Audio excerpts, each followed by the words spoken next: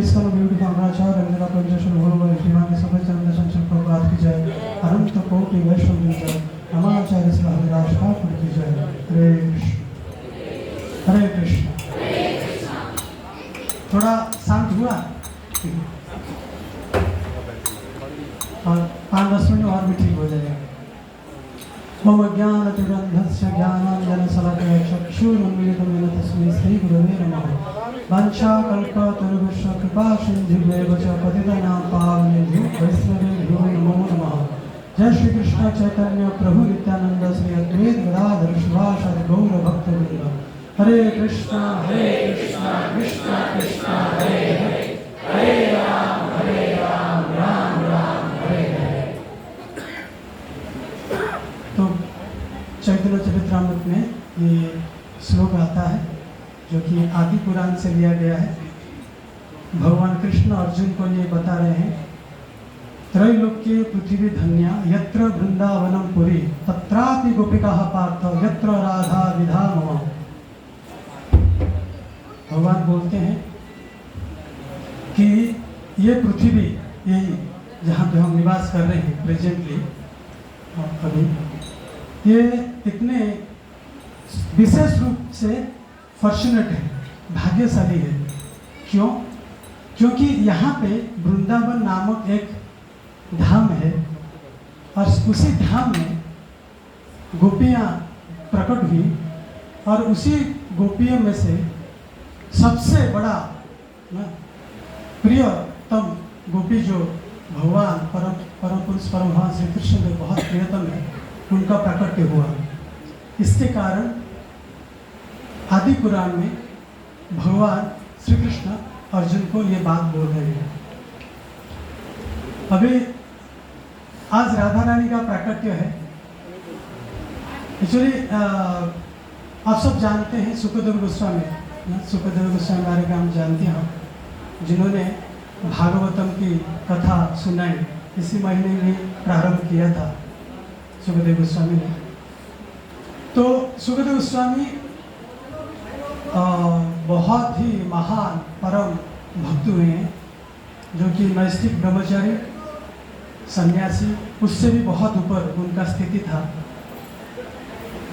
तो उन्होंने भागवतम बताया, भगवान के विभिन्न प्रकार से जो अवतार होते हैं उनके बारे में बताया, और भगवान के जो बाल्य लीला किए थे अपने सखाओं के साथ और गोपियों के साथ, सबके बारे में बताया। पर उन्होंने राधे के बारे में, तो राधा जी का नाम ही नहीं लिया। आप भागवतम में 18,000 श्लोक है, एक वर्ड भी राधा के नाम पे सुखदेव गोस्वामी नहीं बताया। तो ये इंगित करता है, मैं सुखदेव गोस्वामी हमको बोलना चाहते हैं कि राधा के नाम लेना ना कितना बड़ा क्वालिफिकेशन उसके लिए जरूरी है। तो यहाँ पे करीब बहुत सारे वैदिष्ट भक्त बैठे हुए हैं, और मेरा एक्चुअली कुछ योग्यता नहीं है, और स्पेशली राधा रानी के बारे में भी लिखी है, condition sole fully condition, not air condition. तो वो क्या बताएंगे, सिर्फ एक अपना ड्यूटी समझ के मैं बताने की प्रयास करूँगा राधा रानी के बारे में। तो व्यक्ति अलग अलग प्रकार के आनंद ढूंढता है इसी संसार में। तो शास्त्रों में कई प्रकार के आनंद के बारे में वर्णन हुआ है, क्योंकि भगवान का अलग अलग शक्तियां हैं। उसी शक्तियों के अनुसार जो व्यक्ति जिस आनंद को ढूंढता है ना, तो उसी आनंद को उसी हिसाब से डिवाइड किया गया है, अलग अलग प्रकार के। परास्य शक्ति विविध सूयते, भगवान का जो अंतरंग शक्ति है वो भी विविध प्रकार के हैं। वो विविध प्रकार के हैं। तो मेनली 3 प्रकार के भगवान के अंतरंग शक्ति को बताया जाता है। ये सांधिनी, संबित एंड ह्लादिनी। सांधिनी, संबित एंड ह्लादिनी। सांधिन शक्ति वो सत एस्पेक्ट को समझाता है। सत मतलब एग्जिस्टेंस। संबित कॉन्शियस या ज्ञान को एक्सपेक्ट को दर्शाता है। और ह्लादिनी, ह्लादिनी मतलब आनंद, आनंद को संबोधित करता है। तो वो ह्लादिनी शक्ति का जो कंट्रोलर है, कंट्रोलर ना, जो उनको ह्लादिनी शक्ति को अपने बस में रखता है, वो कौन है? कौन है वो? हाँ, वो है राधा रानी। वो ह्लादिनी शक्ति को रखते हैं। तो ये जो शक्तियां हैं अलग अलग प्रकार के काम करते हैं, पर ये जो आनंद का शक्ति, ह्लादिनी शक्ति, जब मेटेरियल वर्ल्ड में वो आता है, वो उसको हम बोल सकते हैं जड़ानंद, ब्रह्मानंद, प्रेमानंद और सेवानंद। जड़ानंद, हम सभी जिस आनंद को अभी उपभोग कर रहे हैं, हो सकता है कोई भाग्यवान जीव हो जो कि जड़ानंद को के पीछे नहीं भाग रहा हो। नहीं तो हम जो भी आनंद यहाँ पे ना कई भौतिक संसार में लोग लेना चाहते हैं, उसको जड़ानंद बोलते हैं। जड़ानंद मतलब गर्मी लग रहा है, थोड़ा ठंड लगता था, अच्छा होता है, ठंड आने वाला है तो गर्मी के लिए प्रयास करते हैं। भूख लग रहा है, अच्छे व्यंजन के लिए प्रयास करते हैं हम। नींद आ रहा है, अच्छे सोने की जगह ढूंढते हैं। ऐसे जो आनंद है जो शरीर के बेस पे है, उसको बोलते हैं जड़ा आनंद।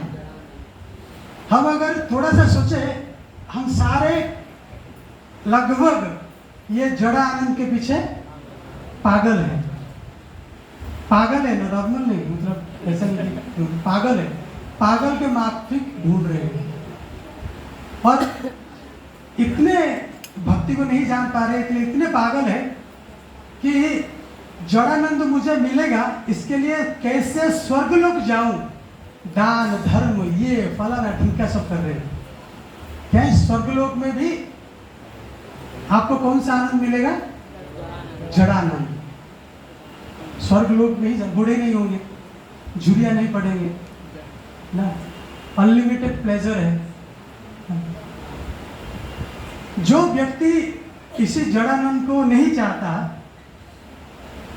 या जड़ानंद को भोग भोग के जन्म जन्मांतर थक चुका है, बिल्कुल थक चुका है ना। ऐसा बहुत लोगों को देखोगे आप, मतलब जो कि पहाड़ पर्वत के अंदर में चले जाते हैं, घर परिवार उनको कुछ नहीं चाहिए, पति पत्नी ये वो कुछ भी नहीं चाहिए उनको, छोड़ छोड़ के चले जाते हैं। बोलते हैं कि मैं अपने जीवन में बस सुख रहना चाहता हूं, पर यह सुख मुझे नहीं चाहिए। तो जिनको यह सुख नहीं चाहिए, इंद्रिय सुख नहीं चाहिए, चाहे उनको आप कितने भी प्रलोभन दो, वो बाबा साहब सब आप जानते होंगे कैसे कैसे घूमते हैं कुंभ मेला वगैरह वगैरह। तो इन सभी को जो कि भौतिक आनंद नहीं चाहते हैं या जड़ानंद नहीं चाहते हैं, उनको कौन सा आनंद चाहिए? ब्रह्मानंद, ब्रह्म में आनंद ना, बस ना पंछी की तरह कोई बंधन ना हो, कुछ ना हो, मैं घूमता रहूं।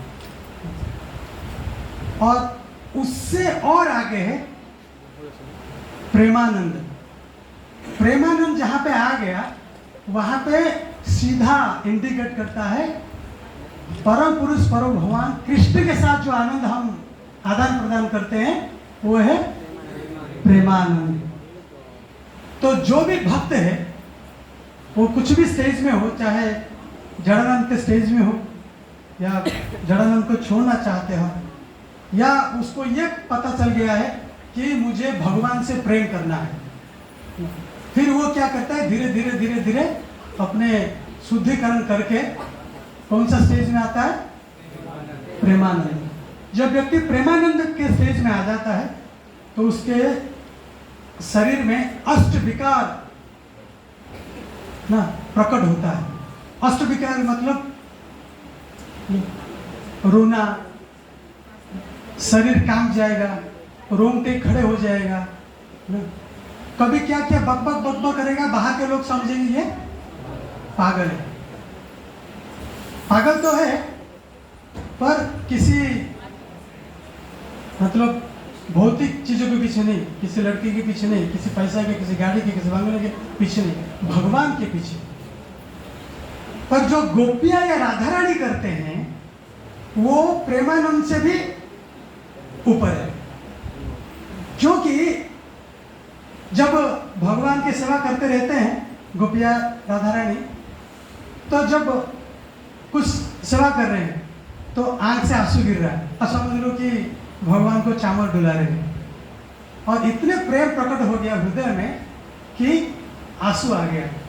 और जब आंख के ऊपर आंसू आएगा क्या होगा, दिखेगा नहीं ठीक से ना, या आप तो चावल डुलाना बंद कर दोगे, या चावल जाके भगवान को लगेगा धड़क करके, भगवान में पीट रहा है, चावल डुला रहा है।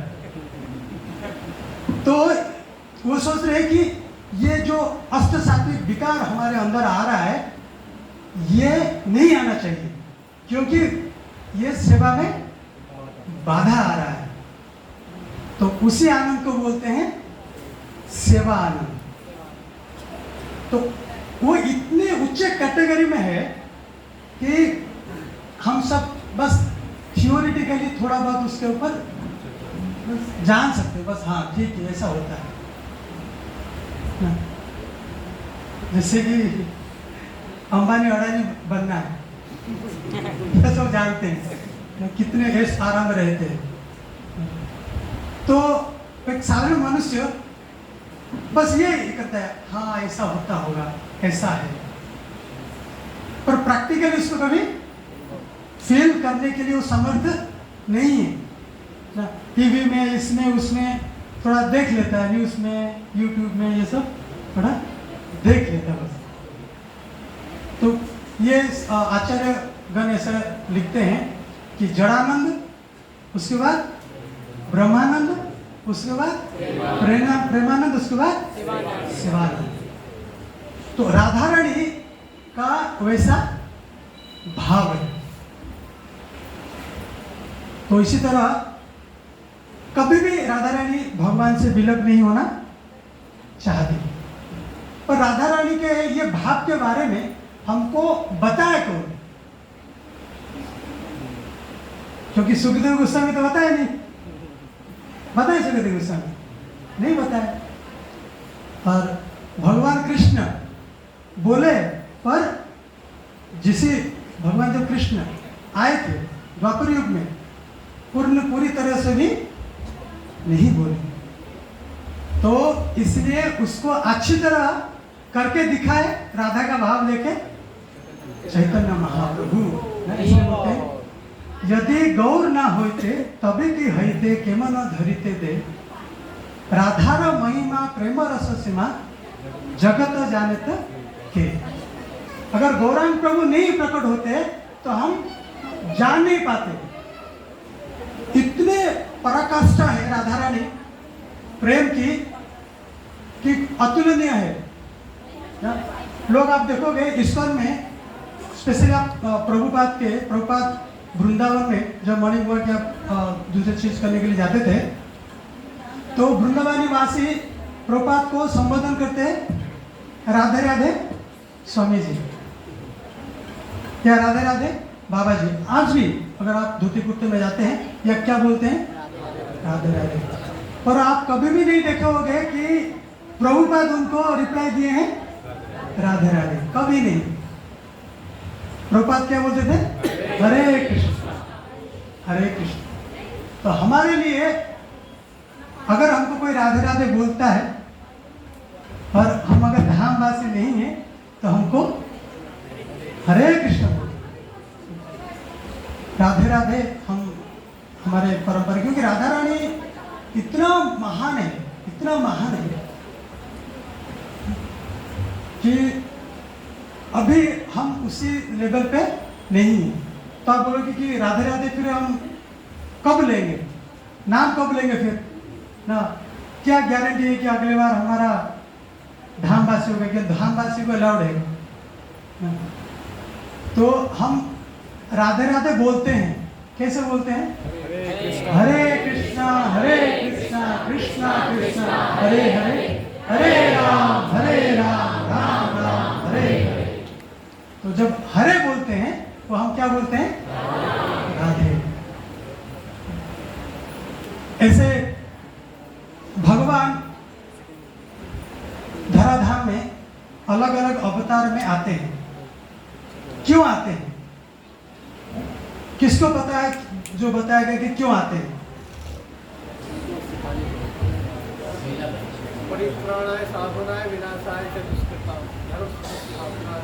यस, किस लिए आते हैं? साधुओं को प्रोटेक्शन देने के लिए, पापियों को विनाश करने के लिए, धर्म का स्थापना करने के लिए। पर अगर मैं ये बोलूंगा गलत है, प्रेमानंद देने के लिए जाते हैं। ये क्या है? बाहर रीजन है, आउटर रीजन, अंदर की भाव नहीं, इसलिए नहीं आते। और गीता में बोला है, गीता में तो जरूर बोला है, पर गीता में बोला है वो साधारण व्यक्ति के लिए बोला है। फिर अंदर का कारण क्या है? फिर ये देखो क्या होता है? भक्ति योग विधानार्थम, सारे जीवों को भक्ति देने के लिए, भक्ति देने के लिए आते हैं भगवान। क्योंकि भगवान के सिवा और कोई भक्ति को प्रदान नहीं कर सकता। विनाश तो कोई भी कर देगा। भगवान भेजेंगे, जाओ 4-5 को मार के आओ, वो मार के आ जाएगा, भगवान की शक्ति दे देगा। पर भक्ति देने के लिए भगवान आते हैं, प्रकट होते हैं। दूसरा, मत भक्तो विनादार्थम करोमि विविध क्रिया, अलग अलग प्रकार के लीला करते हैं। भगवान तो एंजॉय करते हैं, साथ साथ में मत भक्तो मतलब मेरे जो भक्त हैं उनको भी विनोदार्थम, विनोदार्थम मतलब सुख देने के लिए, आनंद देने के लिए। मद भक्तो विनोदार्थम करोमि विविध क्रिया, भगवान बोल रहे इसको। तीसरा है अनुग्रहाय भक्तानां मानुषीं तनुम् आश्रितं भजते तत् दृश्य क्रीड़ा यत् श्रुत्वा तत् पर भवेत्। मतलब भगवान अलग अलग लीला करते हैं, लीला के द्वारा भक्त हर लीला के प्रति अट्रैक्ट नहीं हो पाता। अलग अलग भक्त अलग अलग लीला के प्रति अट्रैक्ट होता है। जब वो पर्टिकुलर लीला के प्रति अट्रैक्ट होता है, फिर वो मन में ये ठान लेता है कि मुझे भगवान के ये लीला भगवान के साथ करना है। अभी तो मैंने सुना है पर मैं अभी कर नहीं पा रहा हूं, तो जो मुझे ये लीला भगवान के साथ करना है। तो उसके अंदर ये क्या है, क्योंकि लीला से वो इतने अट्रैक्ट हो जाता है, वो मन में ठान लेता है कि मुझे भगवान के साथ ये लीला करना है, मुझे भगवान के साथ गोचरण करने के लिए जाना है, या मुझे भगवान के साथ लुचा लुची खेलना है, गेंद खेलना है। तो फिर उसके मन में ये अभिलाषा रह जाता है, या भगवान को मैं कंधे में बिठा के भागू, दूसरे भक्त से तेज भागू, या भगवान जा रहे हैं मैं ऐसा भागूंगा, पहले भगवान को मैं स्पर्श करूंगा। यहां तो पता नहीं हम किसके पीछे भागते हैं, पर धीरे धीरे धीरे जो शुद्धिकरण होता है वो क्या सोचता है कि मैं भगवान को पकड़ूं। तो उसके अंदर जब इंटेंस डिजायर हो जाता है फिर वो क्या करता है, उसके मन में यही रहता है। फिर उसके द्वारा वो भगवान के धाम में लीला करने के लिए वापस चले जाता है। तो ये कारण है। ये भगवान का कोई भी अवतार कर लेता है। परम पुरुष परम भगवान कृष्ण का कोई भी अवतार, नरसिंह, वामन, परशुराम, मत्स्य, कुर्म, कितने भी विविध प्रकार के अवतार है, भगवान रामचंद्र ये कर लेता है। पर एक स्पेशल चीज है जो कि भगवान कृष्ण को ही आना पड़ता है, उनके अलावा और कोई इसको दे नहीं सकता। तो वो देखिए, प्रेम रस निर्जता करिते आस्वादन। भगवान कृष्ण परम पुरुष है, उन्होंने सारे रस का आस्वादन किया। जैसे भगवान रामचंद्र परकीय रस का आस्वादन नहीं किया, एक ही बस पत्नी धारण की। और भगवान रामचंद्र के कंधे पे कोई जाके चढ़ नहीं पाएगा, कोई चढ़ जाएगा? आपने सुना ऐसा? और भगवान कृष्ण के बारे में आपने सुना है, उन्होंने सारे रस का आस्वादन किया। सारे रस, शांत, दास्य, साक्ष्य, वात्सल्य और माधुर्य, सारे रस का भगवान ने आस्वादन किया और दूसरों को कराया। तो इसलिए प्रेम रस और कोई प्रेम रस किया भगवान रामचंद्र ने, पर बस एक के साथ। और भगवान मिलियन ट्रिलियन बिलियन पता नहीं कितना, 10 टू द पावर इनफाइनाइट, तो सिर्फ भगवान कृष्ण ही कर सकते हैं। और दूसरा, राग मार्ग भक्ति लोके करिते प्रचार। राग मार्ग भक्ति, साधारण लोग कैसे राग मार्ग को फॉलो करेंगे, वो भी प्रचार करने के लिए भगवान कृष्ण स्वयं उनको आना पड़ता है। तो भगवान, आप सब जानते हैं कि ब्रह्मा जी के एक दिन में भगवान कृष्ण आते हैं, और हम सब भाग्यवान हैं कि 7.28 मतलब 7.28 मतलब 7वां मनमंत्र 28वां युग साइकिल का चतुर्युग का, वो भी कलयुग में भगवान स्वयं आए। तो ये बहुत मतलब करोड़ों अरब की साल की घटना है ना, कि सबने सोचा कि पृथ्वी पर इतना अत्याचार बढ़ रहा है, इसको सहस्र शीर्षा विष्णु, श्वेतद्वीप में विष्णु, गर्भोदकशाही, कारणोदकशाही, क्षीरोदकशाही, ये इनसे नहीं होगा। तो इसके लिए स्वयं भगवान को ही आना पड़ेगा। तो ब्रह्मा और महेश और भगवान विष्णु तीनों गए, कहाँ गए? गोलोक। कैसे गए? गोलोक जाने के लिए रास्ता चाहिए ना। अब आप बोलो कि मेरे को जाना है, और मैं बोले जाओ, मैं गेट बंद कर दूंगा, तो जाओ, जब हो गया। तो हमारा ऐसा ही जो विश्व है, ये क्या हुए, बिल्कुल बंद है ना? ऐसा बंद है, कोई भी हथौड़ा या कोई भी श्रेणी से उसका तोड़ नहीं सकते। तो पर आप जानते हो कि वामन देव में छेद हो गया था, जब वामन देव भगवान आए थे तब छेद हो गया था। तो वो छेद के सहारे भगवान के पास गए, भगवान कृष्ण के पास। तो भगवान कृष्ण के पास जाते हैं तो बोलते हैं कि भगवान अभी आपको आना है। तो भगवान बोलते ठीक है, मैं आऊँगा। तो भगवान ऐसे जैसे प्रिपेयर करते हैं, तो सहस्र शीर्षा विष्णु तुरंत उनके शरीर में घुस गए। कुछ देर बाद देख रहे हैं शंकर भगवान और ये सब देख रहे हैं। कुछ देर बाद आके रामचंद्र घुस गए। कुछ देर के बाद फिर आए नरसिंह भगवान घुस गए। कि कहाँ घुस गए?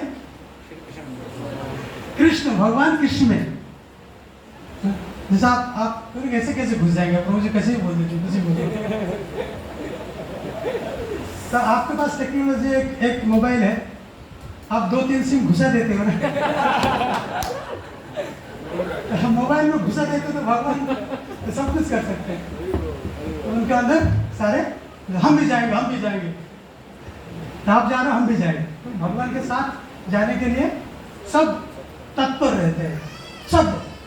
तो मुझे कैसा मौका मिले, कैसे चले जाऊं भगवान यहाँ पे आने के लिए। तो अभी भगवान बोले कि मैं जाऊंगा तो मैं चाहता हूं कि मेरे परिजन भी जाए, और परिजन से श्रेष्ठ परिजन कौन है? राधा रानी। राधा रानी भी इसी यहाँ पे आए, और राधा रानी बोले मैं नहीं जाऊंगी। बोले अरे भगवान कृष्ण आ रहे हैं, राधा रानी मना कर दी मैं नहीं जाऊंगी। तो बड़ा आश्चर्य की बात होगी।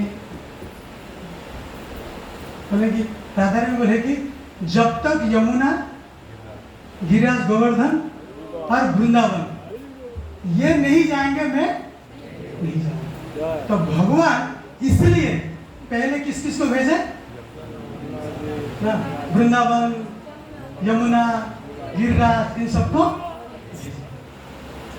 पर ये सारे लीला करने के लिए ना कुछ ताम झाम होना चाहिए।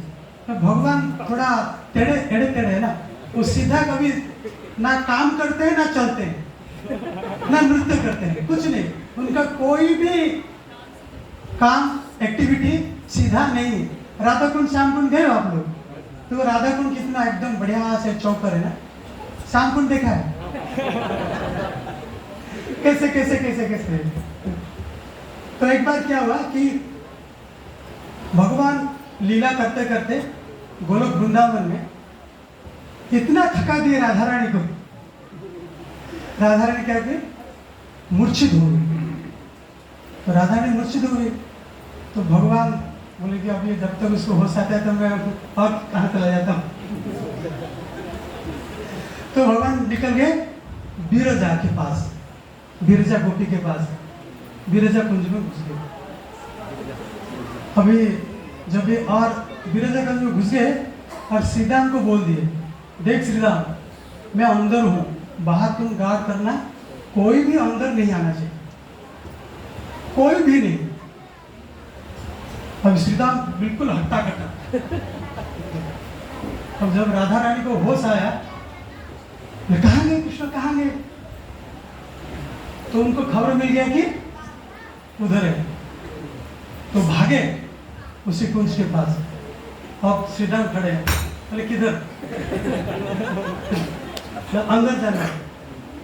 बोले अंदर किस लिए? ना अंदर कृष्ण है। कृष्ण कौन बोला कृष्ण है? कृष्ण नहीं है इधर। अगर कृष्ण है तो तुम क्या कर रहे हो? क्योंकि राधा रानी जानती है कि श्रीराम है मतलब कृष्ण ना। मैं ऐसे ही टहल रहा था, टाइम पास कर रहा हूँ। जबरदस्ती किया। तो राधा रानी बोले कि राधा रानी अकेले नहीं आती। राधा रानी के कितने सखियां पता है आप लोग को? हाँ,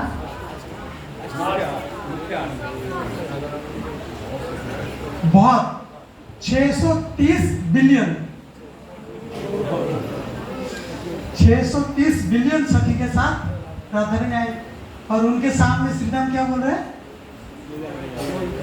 बोले कि राधा रानी बोले 630 बिलियन, थोड़ा देखो इनका हिसाब किताब। तो सबने श्रीराम को ऐसे उठाया, साइड में कर दिया। अभी कृष्ण तो बड़ा चतुर है, अब सब जान रहे हैं कि क्या हो रहा है। अब जैसे ही पता चला कि ऐसा वैसा बाहर हो रहा है, तुरंत 9-2। अभी भगवान गायब हो गए और बिरजा गोपी, अरे भगवान कहाँ गायब हो गए? तो विरजा को आवाज सुनाई दिया, उधर कुछ हलचल चल रहा है। तो विरजा को सोच नहीं पाई क्या करूं, और तुरंत एक नदी बन के बहने लगी। अभी जब अंदर घुसे, ना कृष्ण है ना और कोई है, तो पानी है सिर्फ। तो फिर उनको राधा रानी हर चीज में एक्सपर्ट है, हर चीज में उनको एस्ट्रोलॉजी पता है। उन्होंने बोला अच्छा ऐसी बात है। विरजा बन गई जल नदी, और भगवान क्या किए, बोले भगवान सांप बन गए और नदी के अंदर घुस गए। और राधा रानी को पता चल गया ये सांप बन गए। और राधा रानी बोले अच्छा मेरे से चले गया। राधा रानी बोले फिर क्या बन गए, मोर बन गए। ये सांप बना तो मैं मोर बन गया। और वेट करने लगे जल के बाहर। जैसे ही आएगा कृष्ण, फटाक से एकदम, और कृष्ण डर के मारे अंदर ही आए नहीं रहे। वो वेट कर रहे, वो उधर नहीं आ रहे, समय ऐसे बीत गया। अभी राधा रानी बोली कि अभी तो चलता हूँ, बाद में देखूंगा। तो राधा रानी वहां से निकल गई। ऐसा बताया जाता है कि आप कई बार लोग पूछते हैं कि भगवान अपने सर के ऊपर ना मोर पंख क्यों लगाते हैं। तो ऐसे सुना है, ऐसे अपने गोड़े मठ के भक्तों बताते हैं कि अभी राधा रानी मोर बनी थी, तो मोर का जो पंख वहाँ पे गिर गया। तो भगवान राधा रानी से इतना प्रेम करते हैं, वो पंख को फिर अपने मस्तक में धारण। इसलिए अभी राधा रानी गुस्सा होकर चली गई।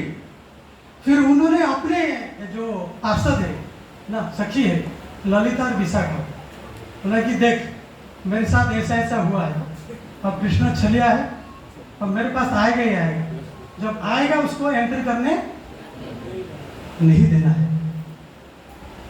तो अभी भगवान क्या कुछ समय के बाद राधा रानी के कुंज में गए, और राधा रानी के कुंज के बाहर ललिता और विशाखा सभी सखी क्या कर रहे हैं, गार्ड कर रहे हैं। अभी वो उनको आने ना दे। और श्रीराम बोला, श्रीराम भगवान का ना दोस्त, बोले जाने दो कृष्ण को। नहीं हम उसको जाने नहीं देंगे। बोले ये एकदम का बदमाश है ना, पता नहीं कहाँ कहाँ चला जाता है, कभी इधर कभी उधर कभी उधर चला जाता है, हम राधा रानी के पास आने नहीं देंगे ना। हम उसको इतना ही प्रेम करना है तो नदी से प्रेम करता है ना, कोई नदी के साथ चले जाए, यहाँ पे क्यों आ रहा है। तो बहुत जोर से इनका वाद विवाद हुआ। अब भगवान कृष्ण कुछ नहीं बोले, चुपचाप के बगल वाले कुंज में चुपचाप चले गए। और श्रीराम ये सब सुन रहा था, उनको बहुत गुस्सा आया कि मेरे दोस्त को ऐसा बोल रहा है ना, इसका इतना हिम्मत ना कि मेरे दोस्त को इतना बेड कैरेक्टर है, ढीला कैरेक्टर है ना, कहाँ कहाँ जाता है कुछ ठिकाना नहीं है। तो प्रेम करना तो नदी से कर ले ना, क्या क्या बता दिया। बहुत गुस्सा हो गया। लेकिन तो अभी थोड़े एक पल के लिए क्या विरजा सखी के साथ भगवान गए, तो एक पल का सेपरेशन, विदाई सह नहीं पाई राधा रानी। इतना घमंड, मैं साफ देता हूं 100 साल तक भगवान कृष्ण से वो दूर रहे। गुस्से में श्री राम ऐसा बोल दिया। राधा रानी को गुस्सा आया। फिर राधा रानी बोली, तू हमेशा कृष्ण के साथ देता है, पिता का साथ देता है, माँ का साथ नहीं देता है। तेरा जो कार्य है असुर के माफिक है, डिमन के माफिक। मैं साथ देती हूं, तू धरती लोक में चला जा ना, डिमन के ना, एक मानसिक तेरा डिमन जैसा है, वहां पे जाके तेरा जन्म हुआ। अभी गुस्से से तो बोल दिए एक दूसरे को, कुछ पल के बाद समझ में आ रहा है हम तो बहुत बड़े अनिष्ट कर रहे हैं। और भगवान वहां सब सामने दोनों रोते बिलखते कहाँ पहुंचे? भगवान के पास। भगवान के पास जब गए तो भगवान को ऐसा बता रहे कि ऐसा ऐसा हो गया, वैसा ऐसा हो गया। भगवान मुस्कुरा रहे हैं। मैं जानता हूँ मैं नहीं करवाया।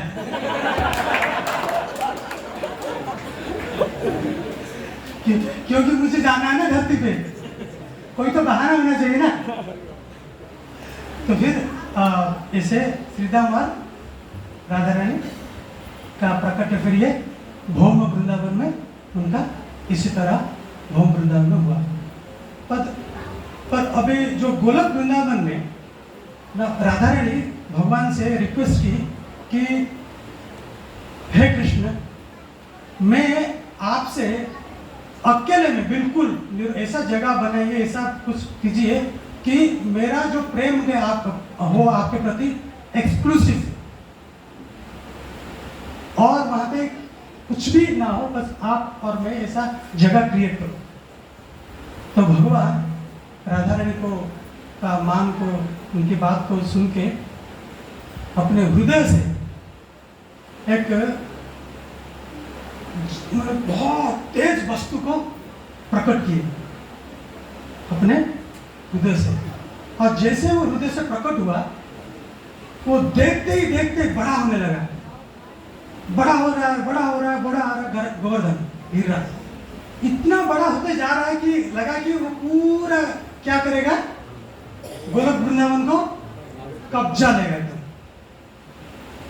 तो भगवान ने क्या करा तू, क्या सारे वृंदावन को ले लेगा क्या, रुक जा। तो फिर गिरिराज वहां पे रुके।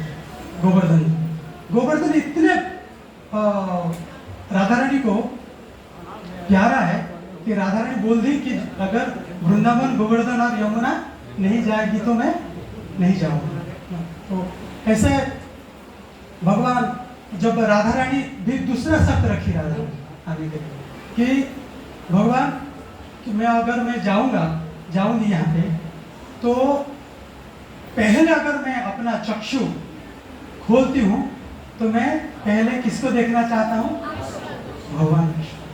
इसलिए राधा रानी, जब आप सब जानते हैं राधा रानी का जब जन्म हुआ तो वो कैसे जन्म हुई, हाँ अंधी, आंख बंद।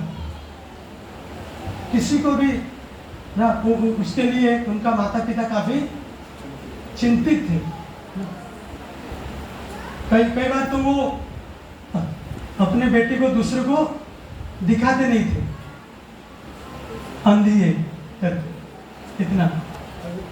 तो जो नंद, उपनंद ना, वृषभानु, एक्चुअली ये सब वृषभानु, वृषभानु, नंद, उपनंद, ये सब एक एक नाम है, पोस्ट है एक्चुअली। जानते हैं आप? नंद मतलब जिसके पास 9 लाख गाय हो, जिसके पास 10 लाख गाय हो तो वो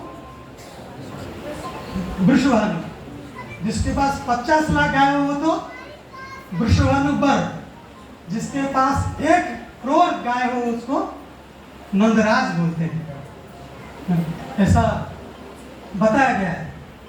तो राधा रानी फिर वृषभानु और कीर्तिदा माता की पुत्री बनी। और वृषभानु बताया जाता है कि वृषभानु एक्चुअली भगवान सूर्य है, भगवान शिव। तो भगवान सूर्य उन्होंने तपस्या किया कि मेरे को क्या चाहिए।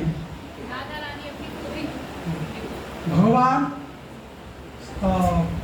सूर्य भगवान हरि को प्रसन्न किए, करने के लिए तपस्या किए, घोर तपस्या किए। जब हरि उनके सामने प्रकट होते हैं तो भगवान हरि से प्रार्थना करते हैं कि आपका जो इटरनल कंसेप्ट राधा रानी है वो मेरे पुत्री बने। तो ये सारे कौन किसका पुत्र बनेगा, कौन सा डेमीगॉड, कौन सा फोर्स लेगा, कौन सा नंद उपनंद या क्या बनेगा, पिता माता भाई बहन क्या बनेंगे, तो भगवान सब कुछ अरेंज करके रखते हैं। तो फिर वहाँ पे जब प्रकट होते हैं तो भगवान बोले, राधा रानी बोले, जब तक मैं अगर पहली बार आँख खोलूँगी तो आपको देखना चाहता हूँ। तो एक बार क्या हुआ, जब मैसेज गया नंद महाराज को कि वृषभानु के एक पुत्री जन्म हुआ है, प्रकट हुआ है, तो वो मिलने के लिए आए। तो भगवान कृष्ण को भी लेके आए। तो भगवान तो कृष्ण क्या करते, चल नहीं पाते थे, कैसे करते थे, रेंगते थे, रेंगते थे। तो दो प्रकार के बोलते हैं कि उधर वृषभानु और नंद महाराज बात कर रहे हैं, कीर्तिदा सुंदरी और मदर यशोदा आपस में बात कर रहे हैं, और झूलन में झूला खेल रही है राधा रानी, और भगवान कृष्ण क्या किए, ट्रैवलिंग कर करके गए, और जैसे ही राधा रानी को स्पर्श किया, राधा रानी अपना आंख खोल, पहले किसको देखी,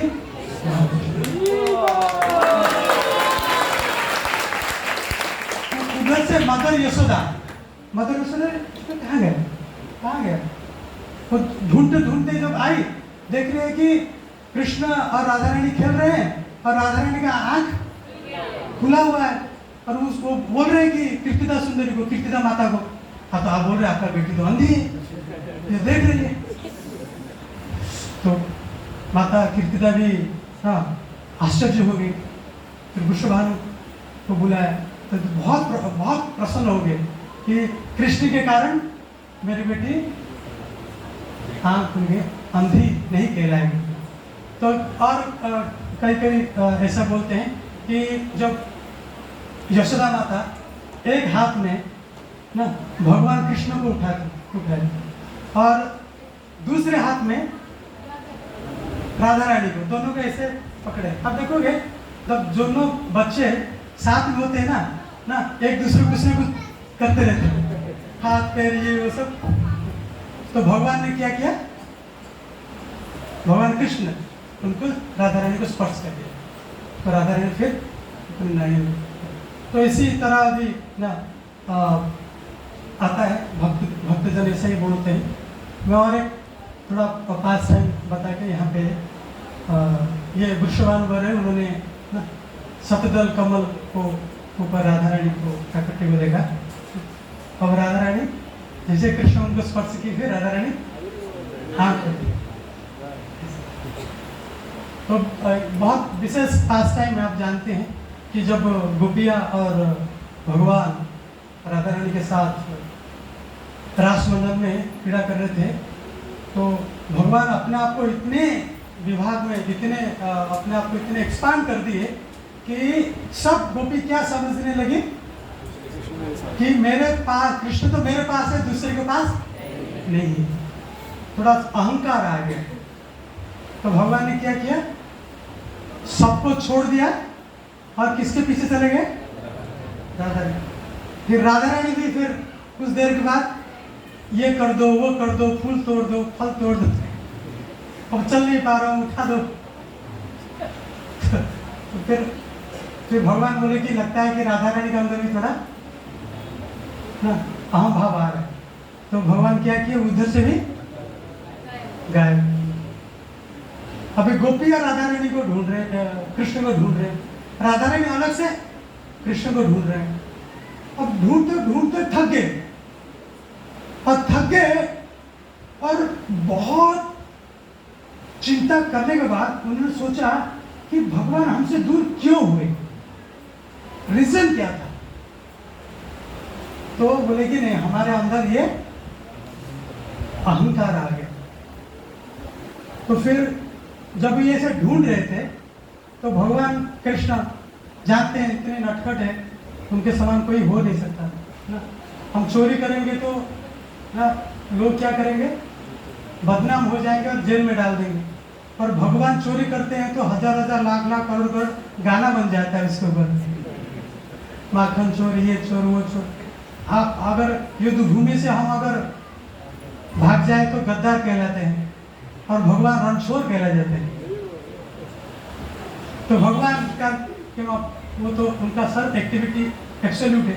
तो जब ये ढूंढ रहे हैं, भगवान बोले कि तो थोड़ा देखता हूँ कि थोड़ा मजा लेते हैं भगवान। तो भगवान क्या हुए, उनके सामने चतुर्भुज रूप में प्रकट हो गए। टेस्ट कर रहे थे गोपियों को ना, कि गोपियों कितना चाहते हैं कृष्ण को, कितना चाहते हैं। तो चतुर्भुज रूप में प्रकट हो गए। तो हमारे सामने भगवान चतुर्भुज में रूप में प्रकट हो जाएंगे, हम तो सब कुछ छोड़ छाड़ के इतना तो करेंगे कि भक्त बनेंगे तो सीधा एकदम दंडवत ना, इतना तो कर लेंगे। तो पर गोपियां बोले हरे कृष्ण, आप इधर क्या कर रहे हो रात को? इधर चतुर्भुज रूप में, वो तो गोपियों के लिए कृष्ण में सब आज कुछ है ही नहीं। तो उन्होंने बोले कि हमको नारायण जी आपने कृष्ण को देखा क्या? अगर देखा तो बोलिए, नहीं तो साइड। तो जो भगवान जो नारायण रूप में प्रकट हुए चतुर्भुज रूप में, वो आज भी वो भगवान का विग्रह उपस्थित है। वो उपस्थित है ये उड़ीसा में अलारनाथ, पुरी के पास जगह है जिसको वहाँ पे लोकल भाषा में उसको बोलते हैं ब्रह्मगिरी। जगह का ब्रह्मगिरी में आज भी वहाँ पे भगवान अलारनाथ के रूप में वही भगवान कृष्ण स्वयं है जो चतुर्भुज रूप में प्रकट हो गए थे, तो वहाँ पे आज भी थे। तो अलारनाथ रूप के नाम पे प्रख्यात थे। और वो कैसे आए, वो बहुत सुंदर ना, उसके बहुत सुंदर किला है। तो राधा रानी कृष्ण की सेवा और किसी को ना प्रेम करती ही नहीं, कोई भी। और इवन एक बार भगवान कृष्ण ना लीला करते करते, डांस करते करते इतने पसीने पसीने हो गए ना, उनके शरीर से क्या पूरा पसीना निकल रहा था। और पसीना निकल रहा था, उसी पसीने में ना बहुत ही दिव्य देवी प्रकट हुई। बहुत पूरा मस्तक से लेकर पूरा पैर तक पूरा एकदम सिल्क साड़ी में आवृत होके ना, और अपनी ओढ़नी डाली हुई है और अंदर से भगवान को देख रही है। और अंदर से भगवान को देख रही है और मन में ये सोच रही है कि भगवान के साथ उनका ना, भगवान के साथ वो आदान प्रदान करे। तो उस टाइम पे क्या हुआ कि राधा रानी आ गई। राधा रानी बोली ये कौन है? तो पहली बार देख रहा हूँ। अभी उनको कुछ समझ में नहीं आया। जो भगवान के पसीने से प्रकट हुई थी तो समझ में आया। वो डर के मारे जब देखे कि राधा रानी ऐसा पूछ रही कौन है, कहाँ से आई, तो तुरंत गायब हो गई और सीधे भगवान के तो में घुस गई। और राधा रानी को पता चल गया कि ये गोपी प्रकट हुई और ये पानी के रूप में प्रकट हुई थी और पानी बन के भगवान के टो में घुस गई। तो राधा रानी को बहुत गुस्सा आया। वो क्या किए, गोलोक के जितने पानी थे पीना शुरू किए। अब गोलोक का सारे पानी खत्म। और गोलोक खत्म हो गया, चलो वैकुंठ में। अब वैकुंठ का जितना भी पानी था सारे खत्म। और वैकुंठ खत्म होने के बाद अभी आगे ये हमारा भूमंडल में, यूनिवर्स में, वो सारे पानी खत्म। अभी मुनि ऋषि ये वो क्या करें, आचमन कैसे करे, नहाए कैसे, क्या करे, पानी है ही नहीं। अब त्राही मच गया। अब सब देवी देवता सब भागे, चलो क्या रीजन है ढूंढने के लिए भगवान कृष्ण के पास। भगवान कृष्ण के पास गए कि मतलब पानी है नहीं, क्या मतलब आचमन कैसे करें, नहाए कैसे, हालत खराब हो जाती ना, पर पानी नहीं होता। तो फिर भगवान कृष्ण पूछे कि क्या करें। भगवान कृष्ण ने मैं कुछ नहीं कर सकता। आपको अगर कुछ करना है तो आपका जो डर है, भय है, उसको अगर मिटाना है तो एक है राधा रानी, उससे जाके बोलो। तो सब एकदम राधा रानी के चरण कमल में पड़ गए, कोई पानी नहीं है माते, क्या करे, आप कृपा करो, अभय हमको अभय प्रदान करो, हम भयभीत हैं, कहीं पे भी पानी नहीं। तो राधा रानी ना फिर शांत हो गई, फिर मैं बोले कि मैं अभय प्रदान करता हूँ आपको, पानी फिर से पियो। तो वो जो पानी है वो है गंगा जी। हाँ, तो गंगा जी फिर से प्रकट हो गए, फिर गंगा जी राधा रानी को सांत्वना दी। फिर भगवान कृष्ण से गंगा जी बोलते हैं कि आप मुझे एक्सेप्ट करो, कृष्ण को। भगवान बोले कि मैं नहीं कर सकता, गोलोक में तो नहीं कर सकता ना। एक काम है, एक काम कर सकता हूँ कि मैं नारायण रूप में हूँ, कहाँ पे, वैकुंठ में। आप वैकुंठ में जाइए, वहां पे मैं आपको अपना पत्नी के रूप में स्वीकार करूंगा। तो इसलिए भगवान नारायण के 4 पत्नी हैं, गंगा जी, सरस्वती जी और तुलसी, लक्ष्मी जी। तो वो और भगवान कृष्ण की कितनी पत्नी है? 16,000 नहीं, तो और भी है। तो ऐसा भगवान का विविध लीला है राधा रानी के संग में। तो बस पर ये बताया थी कि अगर राधा रानी किसी को हाँ कर दी तो कृष्ण उनको सपने में भी ना नहीं। तो इसलिए अगर हम ना, क्योंकि राधा रानी चाहती हैं और बोलती भी हैं, कृष्ण उसको एक्सेप्ट कर लो, वो मेरे से बहुत अच्छा भक्त है, वो मेरे से बहुत अच्छा आपका सेवा करेगा। राधा रानी ऐसा बोलती है, पूरा कंपासन की मूर्ति है। तो आज राधा रानी का जन्मदिन है, तो जन्मदिन में आप सब जानते हैं कि ना कोई भी व्यक्ति ज़्यादा उसके अंदर ज़्यादा देने की भाव होता है ना, खुश होता है। तो खुश के कारण कुछ भी मांग लो तो दे देते हैं। और राधा रानी के चरण कमल में ये प्रार्थना करते हैं कि हमारा मन हमेशा किस में लगे रहे? भगवान कृष्ण के चरण कमल में लगे रहे। तो श्रीमती राधा रानी प्रकट महामहोत्सव की जय, श्री चैतन्य महाप्रभु की जय, अनंत कोटि वैष्णव वृंद की जय, गौर प्रेमानंदे।